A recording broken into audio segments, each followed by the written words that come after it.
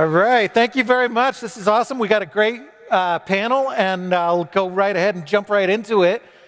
And I think we'll start with Jimmy. And I think most people know you folks, but if you could just give a kind of couple sentence introduction of yourself.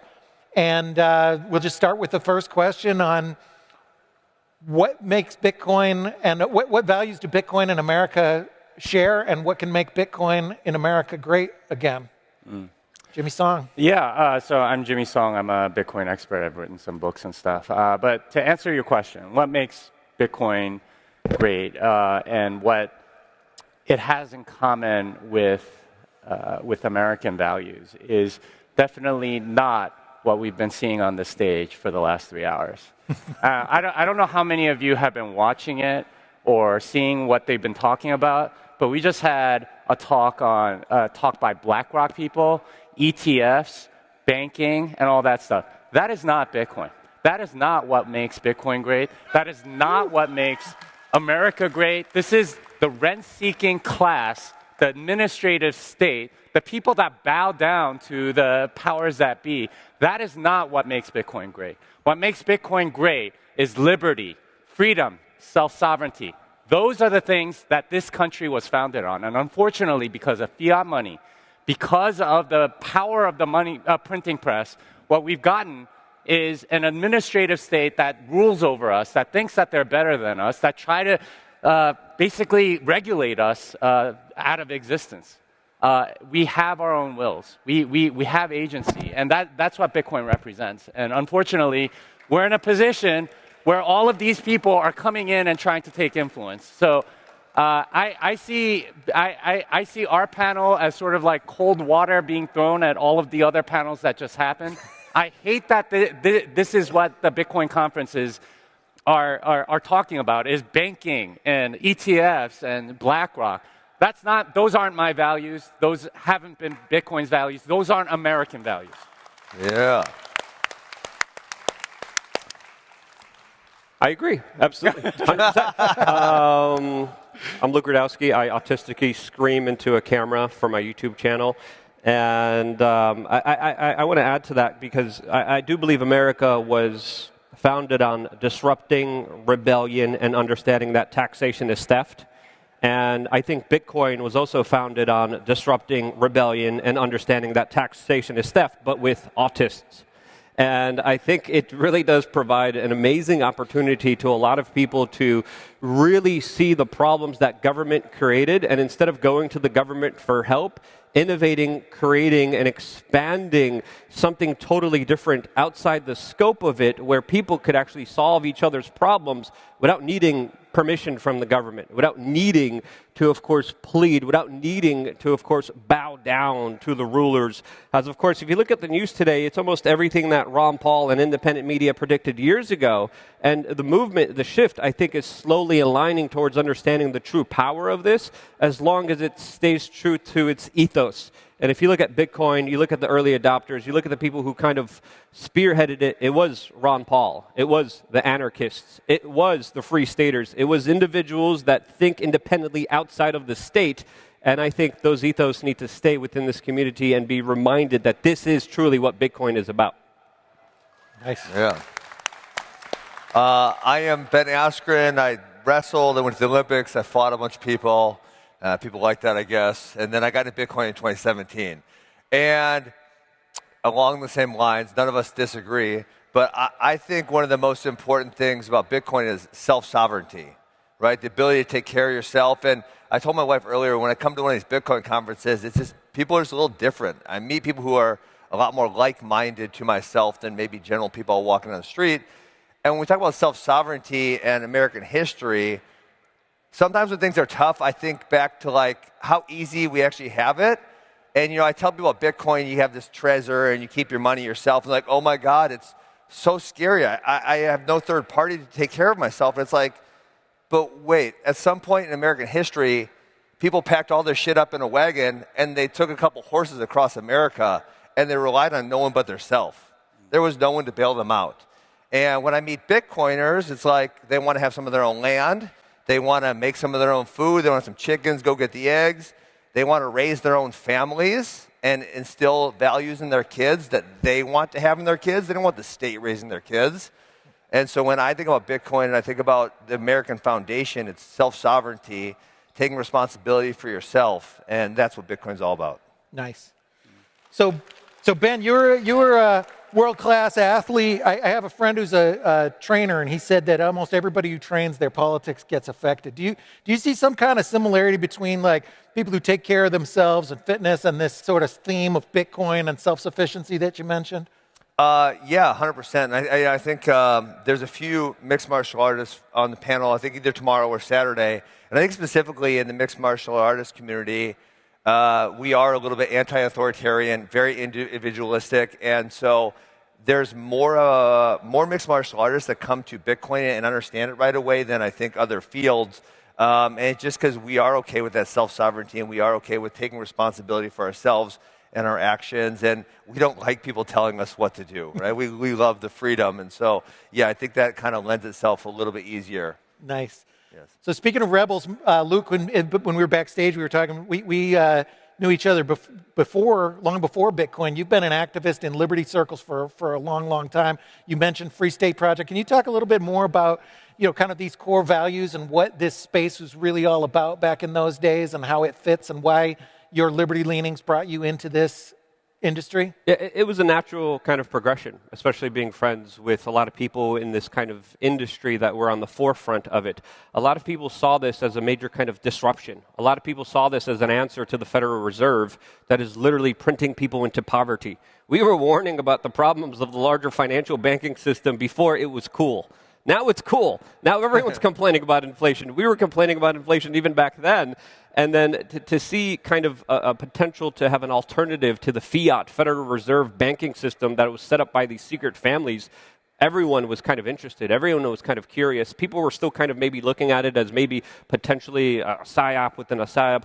But it's pretty clear that the kind of innovation, the kind of people that it has propped up, the amount of prosperity that it has brought individuals and people, as well as solutions to help individuals, it clearly was something that the state didn't like. It doesn't like it anymore.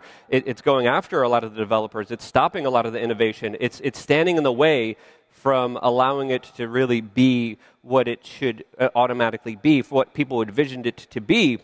And I think those larger ethos is something that a lot of people came to understanding now more than ever, and they kind of came to us. We didn't change. We never shifted our values. We always believed that there was a larger financial problem looming, and a lot of people saw Bitcoin as a solution to that. Nice. Jimmy, you mentioned the administrative state. How do you see what do you think of how do you define the administrative state, and how does it fit with the fiat system and the Bitcoin system? Yeah, the administrative state is just all the people that are rent-seeking. And rent-seeking is this idea that you get in the middle of a bilateral transaction and take some cut without adding any value. And there's plenty of that in this economy. I would estimate something like 50+%. You ask any management consultant about any large company, and you can easily cut 50%. And Elon Musk proved this with X, where he fired 90% of their people, and the site ran fine, right? Like maybe they had a couple of hiccups, but being able to cut out 90% and not having anything happen tells you that these were people that weren't adding any value. They didn't have anything that they needed to do. But this human instinct for rent-seeking, for trying to get something for nothing, essentially, like doing minimal amount of work, it is there. It's part of our laziness, and it sort of like corrupts the soul. And unfortunately, that is still prevalent today. Not just in the normal economy, but even here, right? Like the last three panels, just to go back, they talked about Web3, about Ethereum, and about the new ETFs and all that stuff. This is rent-seeking, people, right? Like they wanted fractional reserve bank and stuff like that. This is rent-seeking. This is the administrative state. This is what's trying to take over and sort of corrupt Bitcoin. Thankfully, we have all of you, right? You guys understand the values of Bitcoin, and we're going to have to fight for it, guys. It's not going to come for free. right? Like, if you want something good, you have to fight. You have to be willing to stand up to these people that want to change Bitcoin and put it on a course that they don't want. And, I love this panel's, title, Make Bitcoin in America Great Again, because really the entire, Trumpian MAGA movement, and believe me, I have many problems with Trump, and maybe we can get into that later. The entire MAGA thing was about, okay, the values have sort of drifted away from what we actually believe. And he was sort of like the representative of that, saying, okay, we need to bring things back to when America was better. Now, like I said, I have many problems with that, but at least the marketing of it and the message of that is pretty solid, right? There's a sound basis for that. There is sort of like an administrative state, rent seekers, people that are sucking at the teat, and it's all because of fiat money. When you have a money printer that is able to create value out of nothing and make it look like a market process because they're paying for it, even though it's really stolen from everybody else, and especially being able to do that outside of America and stealing from the poorest and most vulnerable people all over the world in the developing countries, the orphan in North Africa, the Nigerian business owner. This is what happens, right? And you get a rent-seeking administrative class, many of which I think, honestly, have been on this stage the last few hours. Those are the people taking it, and those are the people that we need to make sure aren't taking over with Bitcoin. Interesting. Luke, how do we fight back against this? What Jimmy's talking about, I think we've all seen it, particularly people who've been in the space a while. We've seen a radical transformation. I mean, Jimmy's right. If at a meeting like this 10 years ago, it would have been 99% libertarians and ANCAPs, and now we have, not necessarily here, but other places in the industry, even more focus on KYC and some of the panels and stuff that Jimmy's talking about, inordinate amount of focus on compliance and these kind of things. How do you shake people out of that? You've done a lot of communication on this kind of thing. How do you get people to reverse that course? And what would you say to the newer Bitcoiners here who maybe think that it's all about paperwork and compliance and bringing the so-called adults in the room? They're the bad autists. We need the good autists that support independence, that support freedom, that support causes like Free Ross. And I think rallying behind larger causes like that speak to the kind of larger ethos of everything. And Donald Trump coming to the Libertarian National Convention and conceding that he is going to be freeing Ross is a major move in the right direction. That is a step that needed to happen a long time ago. It's happening with Donald Trump. He's speaking up for it, and I think that representation, that policy, is something that truly is shifting the tide. Now, you're going to have the do-gooders, you're going to have the people who are going to want to do everything correctly, but it's important for individuals to understand the true power that they have within themselves to do little things like support your local black market, support your local farm, support individuals and talk to them about Bitcoin and ways to transact and ways to, of course, get into this kind of industry from a real grassroots effort that truly does prioritize the individual over the BlackRocks, over the Federal Reserves, over the big banking systems that have hijacked our way of life and are routinely destroying it. So you got to be vocal. You got to keep speaking out about it. You got to keep pressing the ideas, and you got to represent those ideas yourself as best as you can as an individual. Nice. Ben, what do you think about the current political environment? And I mean, this is obviously a very political focused event now with Trump coming here and everything. What do you think about that? And how do you think that relates to sort of America's history and when we've been the greatest that we've been? Yeah, so I think it's, I'm going to go on a little bit of a tangent if that's okay with you. You got it. All right. I think it is, there's this saying that you don't change Bitcoin, Bitcoin changes you. And I think we're watching that with everyone in politics coming to Bitcoin. But, and obviously Jimmy's informed my thought process a little bit. He's got a great book called Fiat Ruins Everything. You guys read it or no? Oh, man, we need more claps than that. Buy that damn book, people. But anyways, one of the things that I really think about with this Make Bitcoin America Great Again is, 100 years ago in America, we were leading the world in production, innovation, all this stuff. And now the best and brightest minds in America are going into financial services. It's really sad to me. I coach wrestling. They go to college, and then a couple years later, I say, "Hey, what are you going to do when you grow up?" And so many of them say, "Well, I'm going to do financial services." I'm like, it's such a grift. You're not producing or providing anything. And so if we can get the best and brightest minds in America to go back into real innovation and real production, I think that's where it's at. I think that's a really, really important concept for us. And it's important to understand that a lot of that is due to the presence of fiat money. And Richard Cantillon wrote about this in like 1723, that when you have the money printer, manufacturing leaves because labor is cheaper elsewhere. What's happened since 1971? Every major manufacturer has left the United States for the cheaper shores of offshore stuff. This is why when you're the world reserve currency, you hollow out your industrial base. And this is one of the things that the politicians are rightfully focused on, but they don't know the solution. The solution is getting rid of the dollar reserve currency. And, unfortunately, politically, that's not really popular because they can't spend, whatever they want. But this is a power that the market's going to take away from them eventually, or they're going to have to figure out some other way to do it, or they're going to just sort of have to suffer the consequences. Unfortunately, we have this 4-year political cycle where every president or every party that comes into power is incentivized to suck it dry of whatever value that they can, and then just sort of like leave the problems for the next administration. The can has been kicked down the road for so long. We keep running deficits. The numbers just look more and more unreal. And unfortunately, this none of the parties that are running right now has any plan for figuring this out, right? But really, it comes down to the Federal Reserve. It comes down to just doing what you do in your own household, right? Balancing your budget and making sure that you're not spending more than you take in and things like that. They're doing none of this, right? It's very disappointing. Yeah, no, it's right. I like the work that you've done and people like Safety have done talking about how fiat breaks everything. I mean, even in Safe's book, there's even talks about food, even obesity. It's all related to fiat.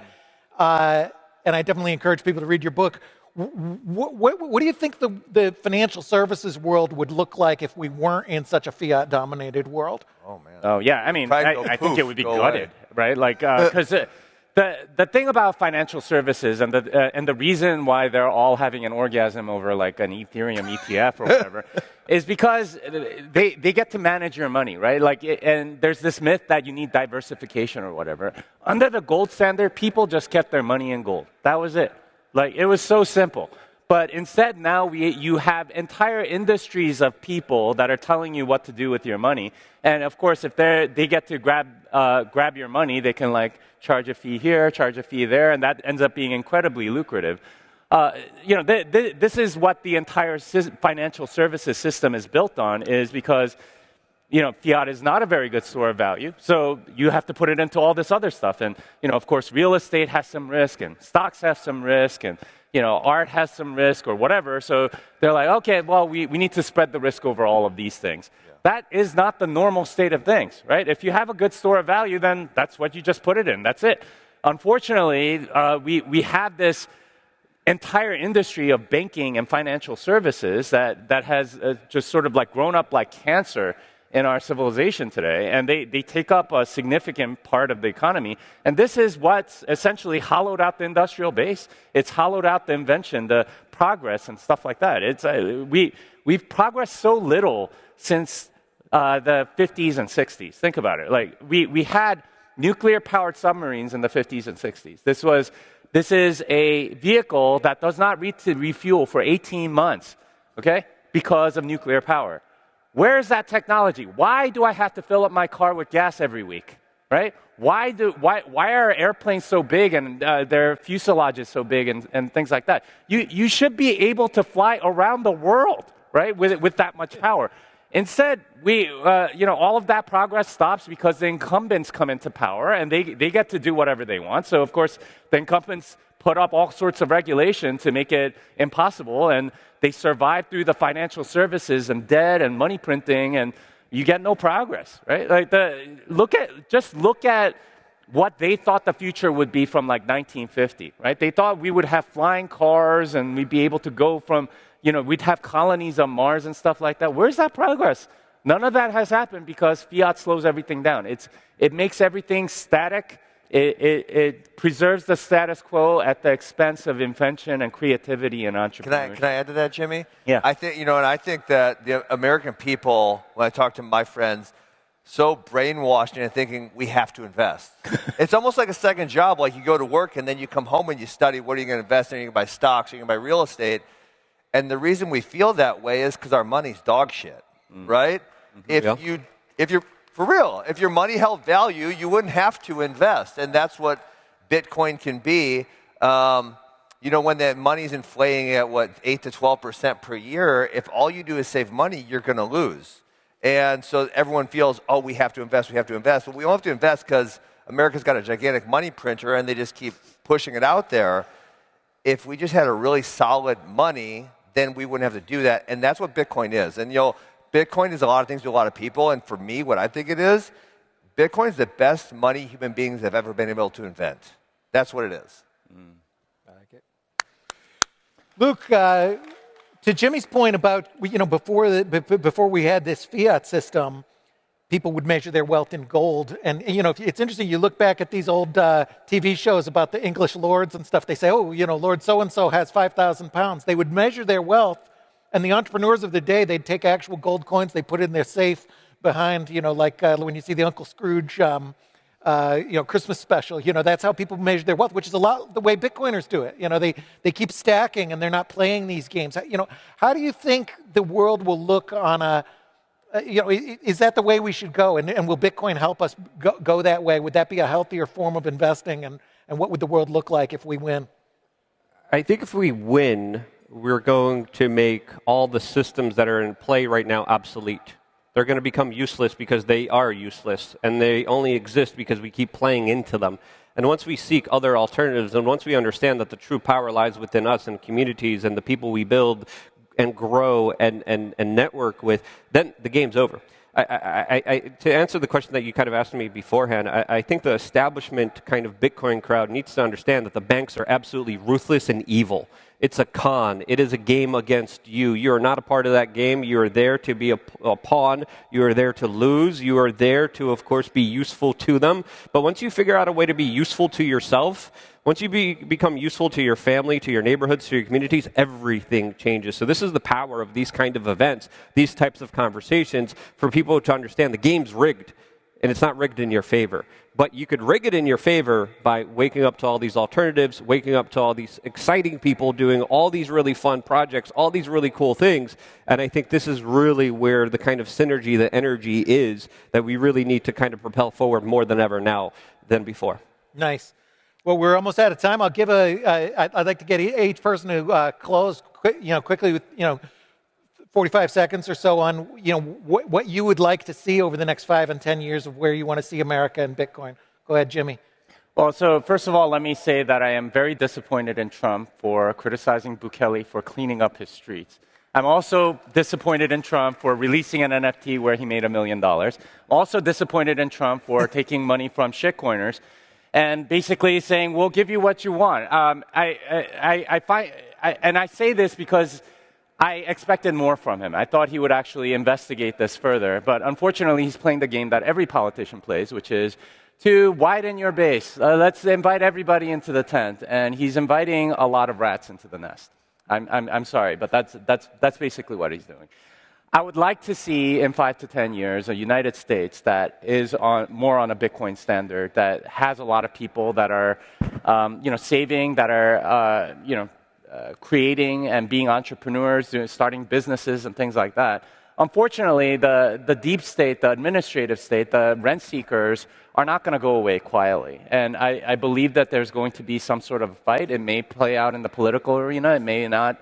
It may play out on the streets. Who knows? We might have civil war. I don't know. But there is a fight that needs to be had, and it's not going to be quiet. I understand some of your criticism, but I think this also provides us a unique opportunity to at least have that conversation that we wouldn't have under any other type of administration. And I thank Donald Trump for at least opening up that conversation, listening to us, and being able to, of course, promote things like free Ross, promote deregulation, promote anti-war values, anti-tax values, which aren't perfect. You could always criticize them, and I think we need to criticize them, so I thank you for doing that. But at the same time, we also have to incentivize those larger conversations, be there for him, and in a perfect world 5 years from now, the government isn't in my life, isn't in your life, and we are the true masters of our own existence.